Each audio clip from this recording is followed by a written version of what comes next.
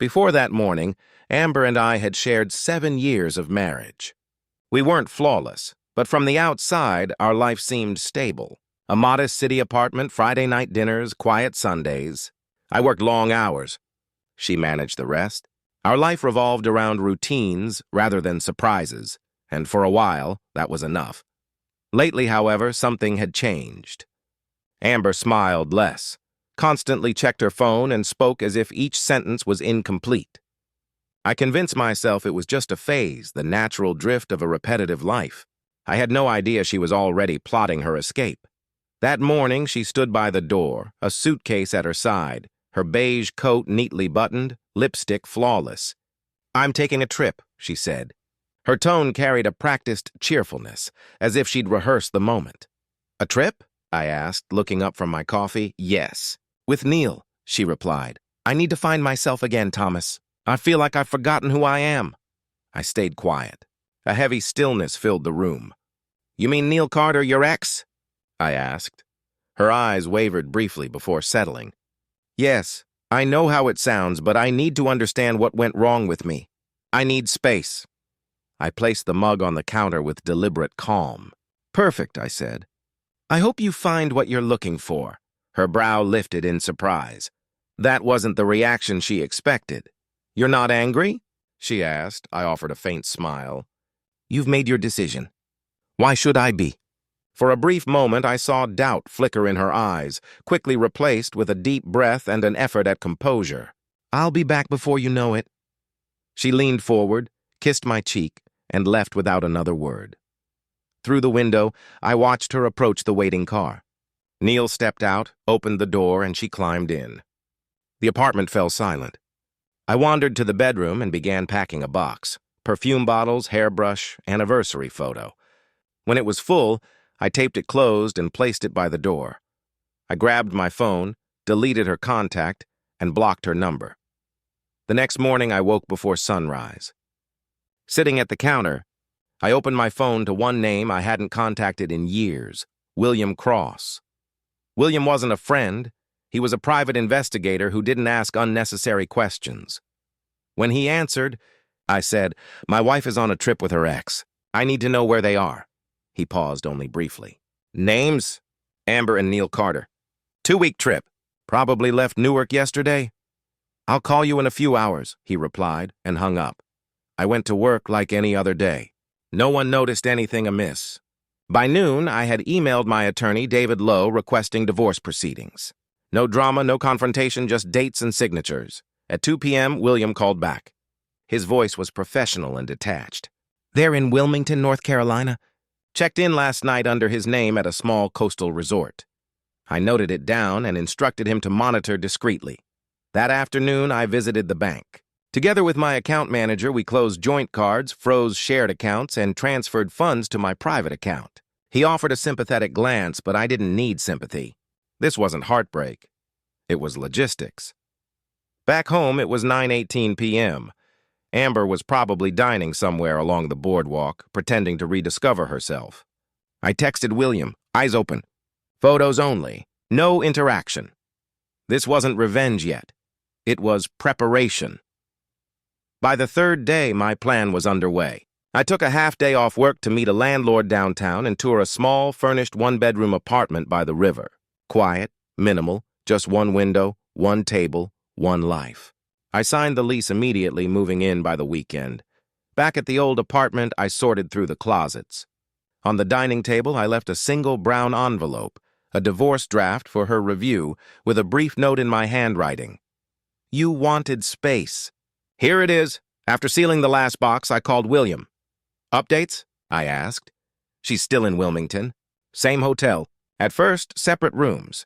But last night, she moved her luggage to his suite. Get proof," I said. "Times, receipts, photos. Keep it clean." "Already done," he replied. Anger was gone. Only distance remained. The next morning, I moved my essentials to the new apartment. Less than 2 hours, and life felt disturbingly simple to compress into one carload. That night, William sent 3 photos.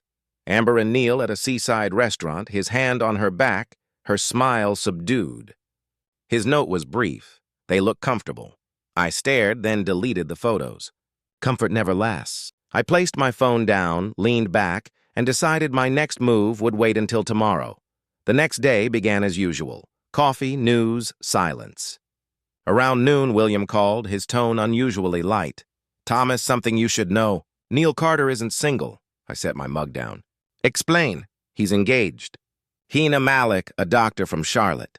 They got engaged 3 months ago. Family photos, social media posts, the whole thing." I paused before asking, "Are you certain?" "100%. Want proof?" "Yes, everything." An hour later, the email arrived. Pictures, screenshots, tagged posts. Neil, smiling beside Hina, glass in hand, arm around her shoulder, captioned forever. Anger didn't come. Opportunity did. That evening, I drafted a brief message. "Dr. Hina, I believe this concerns you. I'm Thomas Cooper, Amber's husband."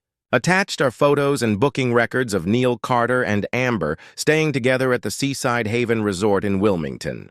I have no intention of embarrassing anyone, only of sharing the truth. You deserve honesty. No signature, no number, no emotion, just facts. I sent it. By morning, William texted.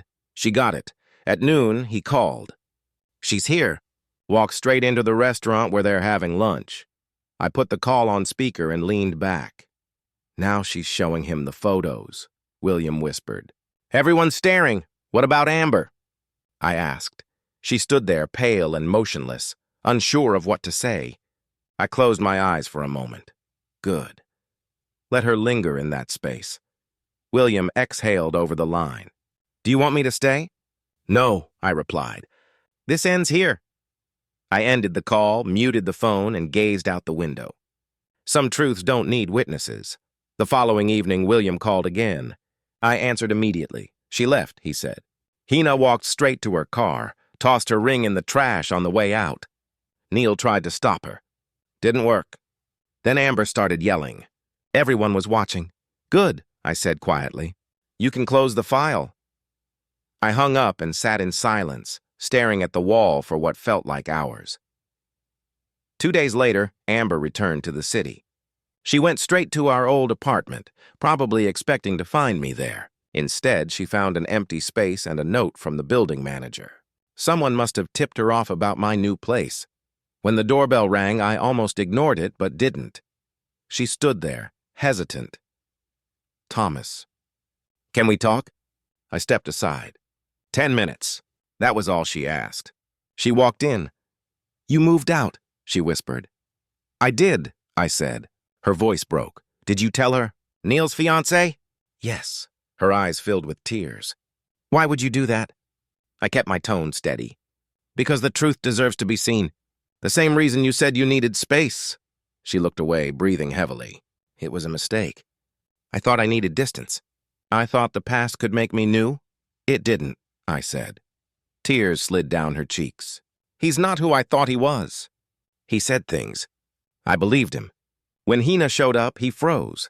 Didn't even defend me. I stayed silent. She waited for me to fill the emptiness. "Thomas, I'm sorry," she whispered. "Can we fix this?" I shook my head. "No, Amber, some things don't get fixed. They just end," her lip quivered.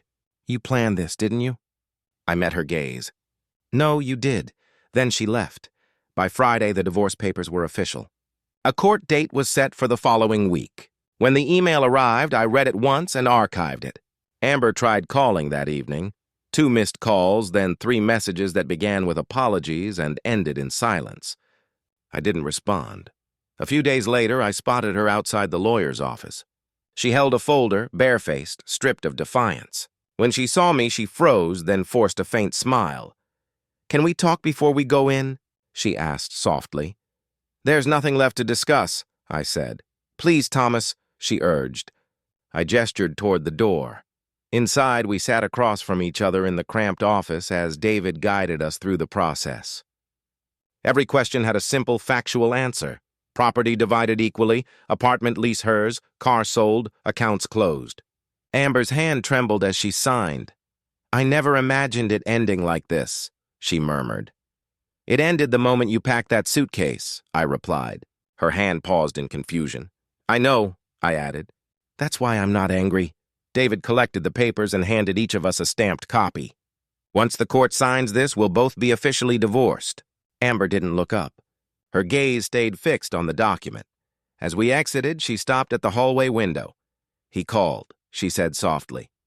Neil? I asked. Yes, Hina moved out. He wanted to talk. I didn't answer. That's progress, I said. She turned to me. Do you hate me? No, I said. I just don't know you anymore. We walked in silence to the elevator. The doors opened. She stepped in first. Goodbye, Thomas, she whispered. Take care, Amber. 2 months later, she reached out. Her message was brief. Can we meet once? No arguments, just closure. I read it twice before replying, tomorrow noon, cafe on 5th. The cafe was quiet. I arrived early, seated by the window. A few minutes later, Amber walked in. Tired eyes, thinner frame, the fire she once carried extinguished. Thanks for coming, she said, sliding into the chair opposite me. You asked for closure. Let's have it, I replied. She wrapped her hands around the cup.